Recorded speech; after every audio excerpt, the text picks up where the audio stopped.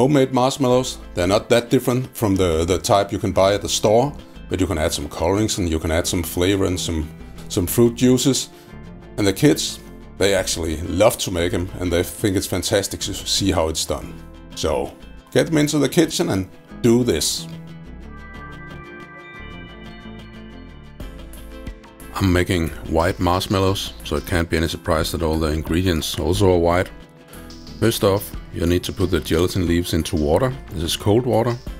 And put them into the water one at a time so they don't stick together in one large lump. Then we make the syrup. Add the water, add the sugar. Remove the grains from a vanilla pot. Just split it in the middle and scrape. Scrape all. Now we need to let it melt. And we need to heat it until it's above the boiling point of water, the 110 degrees Celsius. You can read the Fahrenheit in the recipe. And it's very important to measure the temperature with the thermometer. I had the thermometer submerged completely into the syrup. Then I squeezed the gelatin leaves to remove all the water. The reason we needed to get to a certain degree is because it evaporates a lot of water, so there's no use in adding the water back with the gelatin leaves. Put it into the pot. One at a time, just make sure they are dissolved. Add it to your mixer, and you really don't want to do this by hand because it has to be whipped for a very long time,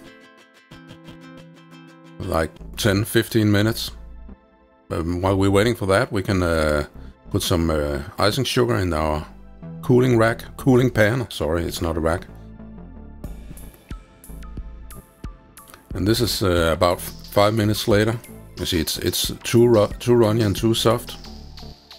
And this is about 4 or 5 minutes again.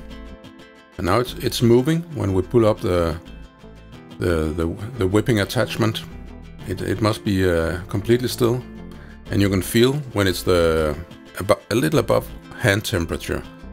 It has the right temperature and the right consistency, and now it's completely still when we lift it up. So we need to get it into the pan. And this is the most difficult part of the process because it's really sticky and really hard to shape. So I do this, I use it against itself, I pull it and then I stick it to the side of the pan. If you don't do that, you'll just push it back and forth. So out to the edge of the pan and make it stick. And it's just very sticky, so it would be advantage to use a longer scraper than this. Smooth it out as well as you can. The cooler it gets, the harder it is to work with. So time is also a bit of an essence here. Add the last of the icing sugar. A good layer, because we don't want it to stick. Now, a few hours later, when it's room temperature, it has hardened. So remove it from the edge where you made it stick. It doesn't stick to the bottom naturally because there was icing sugar there. And you got this big, nice pillow. And I use a pizza wheel for this because it's very sticky in the middle. And a regular knife will stick, and it's hard to cut. And you can also use a pair of scissors.